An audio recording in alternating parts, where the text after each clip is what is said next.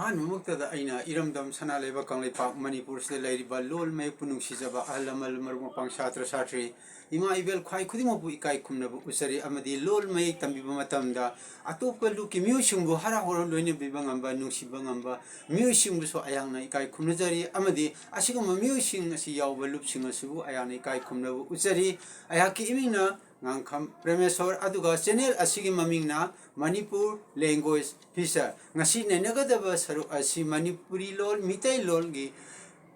grammar ꯂꯣꯟꯆꯠ ꯄꯊꯥꯞ ꯑꯁꯤꯒꯤ ꯉꯧ ꯍꯥꯏꯔꯤꯕ ꯈꯨꯅꯨꯡꯌꯦꯛ ꯑꯁꯤꯒꯤ ꯃꯇꯥꯡꯗ ꯅꯩꯅꯖꯒꯅꯤ ꯉꯧ ꯍꯥꯏꯔꯤꯕ ꯈꯨꯅꯨꯡꯌꯦꯛ ꯑꯁꯤ ꯃꯁꯤ ꯍꯥꯏꯗꯣꯛꯄ ꯃꯇꯝꯗ ꯍꯛꯆꯥꯡꯒꯤ ꯀꯔꯝꯕ ꯁꯔꯨꯛ ꯆꯪꯏ ꯑꯃꯁꯨꯡ ꯈꯧ ꯅꯤꯛꯄ꯭ꯔꯥ ꯅꯤꯛꯇꯕ꯭ꯔꯥ ꯍꯥꯏꯕꯅꯆꯤꯡꯕ ꯑꯃꯁꯨꯡ ꯃꯥꯒꯤ ꯗꯤꯐꯤꯅꯤꯁꯟ 아이덴티피케이션 ꯑꯃꯁꯨꯡ ꯃꯁꯤꯒꯤ ꯁꯤꯖꯤꯟꯅꯐꯝꯁꯤꯡ ꯃꯊꯪ ꯅꯩꯅꯖꯒꯅꯤ ꯑꯗꯨꯗꯤ ꯑꯩ ꯍꯧꯖꯤꯛ ꯃꯊꯪ ꯅꯩꯅꯖꯅꯕ ꯇꯧꯖꯔꯛꯂꯒꯦ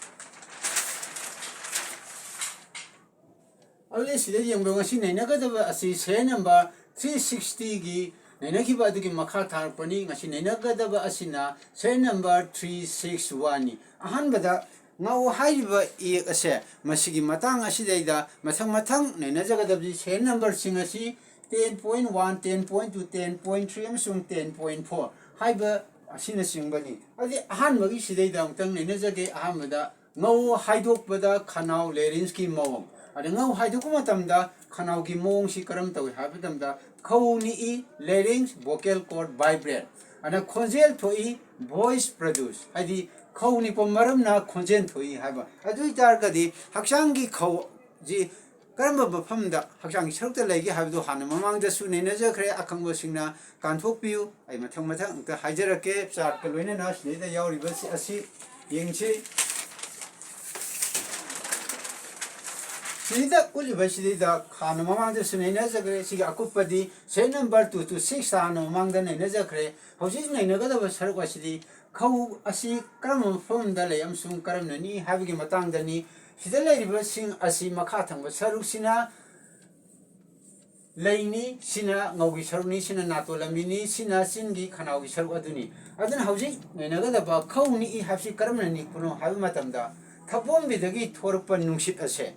masina sidida khonjel kurang ban sidida thengjale vocal cords adun ni amatung da khanau gi nikadamni sumai tawduna khâu ni 이 하나 시다 콘젤 토이 하리버시 탁본 미덕이 톨로퍼 능시다세 콘젤 꾸랑바 시다 콘젤 꾸랑 보켈 코스니 에마tung 시다다 카나우제 레링세 니글 이 하바 마시니 시데이다 하저리버시 한버기 서룩 아시데이다 마상다 아무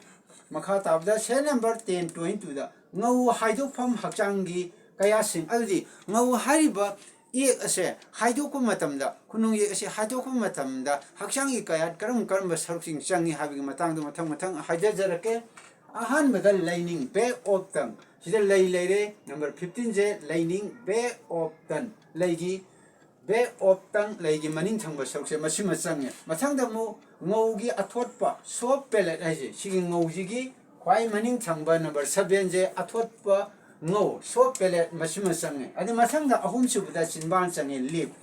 sina simbal gi upper lip ni simbal gi mathak thangma saruk ni sina simbal gi makha lower lip ni adina simbal gi sange lening gi sange aduga athot pa ngau gi sange aduna ngau hariba khunungye mitai mai ki khunungye ase ngau hariba se haidok matamda kari sange ha matamda maruaina saruk ahum sange ahamada lening sange mathangda athot pa ngau gi saruk sange 마상다 짐발지 짱이 어디 마토 카람타우나 하이버 카야싱아시 노지 하조코 마탐다 랭럭버게 하이버기 마땅도 랭버기 몽도 아이 마탕 하이저저렇게 한마다 10.3다 노 하이도버기 모 mode of saying 어디 카리카노 노 하이도버다 엄청 땀나 빠져저렇게 노 하이도버다 레닝나 노기 아토트바 사룩다 납신두나 탑본 비기 농시 팅이 시나 할지 까이노 하용 마tamda 레이지기 머닝 창버 서룩세 마시나 ngौ기 머닝 창버 서룩 아투엇바 ngौ소 페레시데다 납신버 마tamda 탑본 비덕이 토록바 농시 아세 팅니 하버시데다 할세 레이닝나 nemtharaga 진발 고실라가 나토 람비다 농시 타도이 마시나 할비시 까이노 하용 마tamda Sida ngaugi athotpa sarukda wangkhala ma laining masina khangnem nem tharap matamda amasung sina chimbal jina koshal matung sideda nato lamida nungsit thado aga ngau hairiba ek ase khunung ek ase haijoi masina harisi karino haiba matamda hana akhona laining asina ngaugi manung thangba saruktuda napsalaga layba matamda thabom midagi tholpa nungsise thingro matungda Laining jina ngaugi athotpa sarukdagi khangtha thadorko matamda aduga chimbal du question matamda nato lamida nungsi thadora aga ngau hairiba khunungi ase haidoi adudi haiba thonga sa engtang haijarake ngau haibo haisi haijarake ngau amuka hana haijarake ngau amuka hana haijarake ngau sumai tawduna aikoina laining jina ngau dagi khangja thara aga chimbal koiro matungda nato lamida nungsi Thar matungsida ngau hairiba konjel ase tholai khunungi ase haidori amukana haijage ngau amukana haijage ngau amukana haijage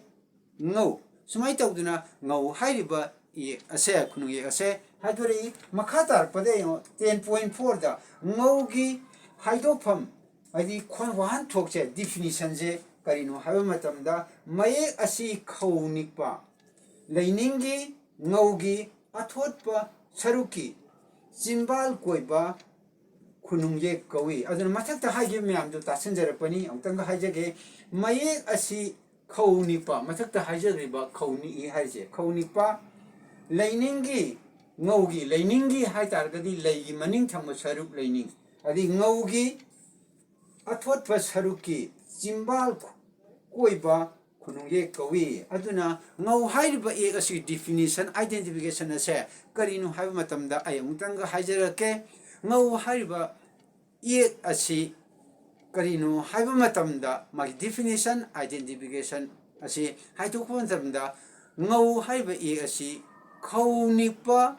lainingi athotpa ngaugi chinban koiba khunungye kawi amukan haijage ngau hairiba e asi khaunikpa lainingi ngaugi athotpa saruki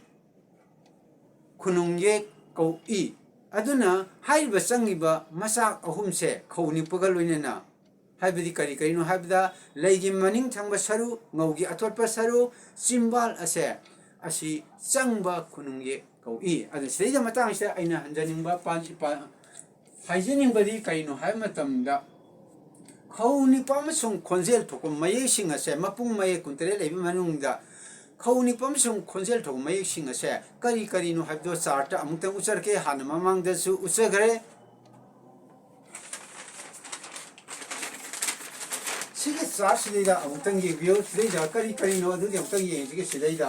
sidida lai mit na ngau Wai yang gog jam rai bazil dil gau dau bam asung ngau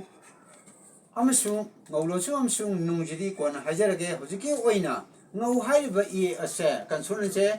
khau nipa khonjen thokpa consonant singni adi manungda consonant trate dugi manung jidaida leiriba se karino haru matamda sideida udiba ngau hajig loina lai mit na ngau wai yang gog jam rai bazil dil gau dau bam haiba mayek se tara manga se si ani ji lokfokhraga tratete ani lokthokra mayek tara manga se khau nikpa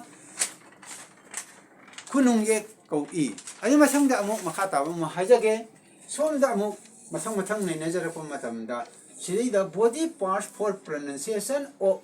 ngau hairiba khunung ye se haiba matam sangiba ji laining ne Chimbal ne ngaugi athotpa saruk ne laining ne chimbal ne ngaugi athotpa saruk ne ahum masi sangi adu itargadi aikhoina ngauda sangiba sumaina laining chimbal amsu ngaugi athotpa saruk asi sangba sumai tawna mapung me atei singadi karam ba mapung me singna asugumba hakchang saruk singi sangi haiba matamdo hana mamang dasu haijagare akhangba singna kanthokpi adu ongtang haijarake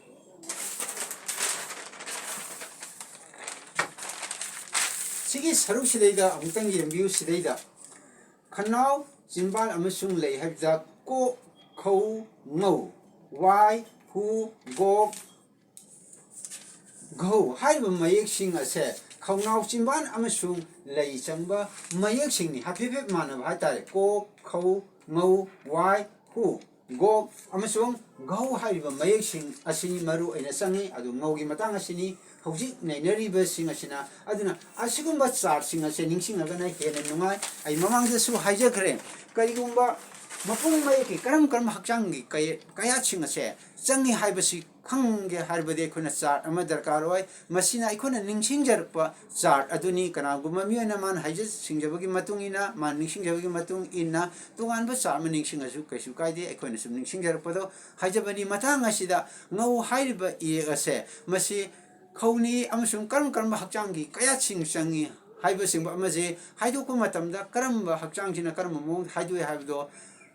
ꯃꯌꯥꯝꯗ ꯄꯥꯎꯗꯝꯖꯕ ꯂꯣꯏꯖꯔꯦ ꯑꯩꯅ ꯈꯔ ꯈꯪꯖꯕ ꯍꯥꯏꯖꯕꯁꯤꯗ ꯃꯌꯥꯝꯅ ꯑꯈꯪꯕꯁꯤꯡꯅ ꯍꯥꯏꯕꯤꯔꯛꯎ ꯑꯩ ꯍꯔꯥꯎꯅ ꯂꯧꯁꯤꯟꯖꯒꯅꯤ ꯉꯁꯤꯒꯤꯗꯤ ꯂꯣꯏꯁꯤꯟꯖꯕ ꯃꯇꯥꯡ ꯌꯧꯔꯛꯂꯦ ꯆꯦꯅꯦꯜ ꯑꯁꯤꯒꯤ ꯃꯃꯤꯡꯅ ꯃꯅꯤꯄꯨꯔ ꯂꯦꯡꯒ꯭ꯋꯦꯖ ꯐ꯭ꯌꯨꯆꯔ ꯑꯩꯍꯥꯛꯀꯤ ꯏꯃꯤꯡꯅ ꯉꯥꯡꯈꯝ ꯄ꯭ꯔꯦꯃꯦꯁꯣꯔ ꯃꯊꯪꯒꯤ ꯑꯞꯂꯣꯗ ꯇꯧꯕ ꯃꯇꯝꯗ ꯃꯌꯥꯝ ꯑꯃꯨꯛ ꯎꯅꯃꯤꯟꯅꯁꯤ ꯑꯋꯥꯠ ꯑꯄꯥ ꯍꯥꯏꯕꯤꯔꯛꯎ ꯍꯔꯥꯎꯅ ꯂꯧꯁꯤꯟꯖꯒꯅꯤ ꯏꯔꯣꯜ ꯏꯌꯦꯛ ꯆꯥꯎꯈꯠꯂꯛꯅꯕ ꯍꯣꯠꯅꯕꯗ ꯃꯌꯥꯝ ꯈꯨꯗꯤꯡꯃꯛꯅ ꯃꯇꯦꯡ ꯄꯥꯡꯕꯤꯔꯛꯎ ꯃꯅꯤꯄꯨꯔꯒꯤ ꯃꯄꯥꯟꯗ ꯂꯩꯈ꯭ꯔꯕ ꯐꯤꯕꯝ ꯑꯃꯁꯨꯡ ꯃꯇꯝꯅ ꯌꯥꯗꯗꯨꯅ ꯃꯄꯥꯟꯗ ꯂꯩꯈ꯭ꯔꯕ ꯅꯨꯡꯁꯤꯔꯕ ꯏꯔꯩꯆꯥꯁꯤꯡ ꯃꯅꯤꯄꯨꯔꯤ ꯂꯣꯟ ꯃꯤꯇꯩꯂꯣꯟ ꯉꯥꯡꯕ ꯀꯌꯥꯅꯁꯨ ꯃꯇꯦꯡ ꯄꯥꯡꯕꯤꯔꯛꯎ ꯑꯋꯥꯠ ꯑꯄꯥ ꯍꯥꯏꯕꯤꯔꯛꯎ ꯑꯩ ꯍꯔꯥꯎꯅ ꯂꯧꯁꯤꯟꯖꯒꯅꯤ ꯉꯁꯤꯒꯤꯗꯤ ꯃꯇꯥꯡ ꯑꯁꯤꯗ ꯂꯣꯏꯁꯤꯟꯖꯈ꯭ꯔꯒꯦ ꯃꯊꯪꯒꯤ ꯑꯞꯂꯣꯗ ꯇꯧꯕ ꯃꯇꯝꯗ ꯑꯃꯨꯛ ꯍꯟꯅ ꯎꯅꯃꯤꯟꯅꯁꯤ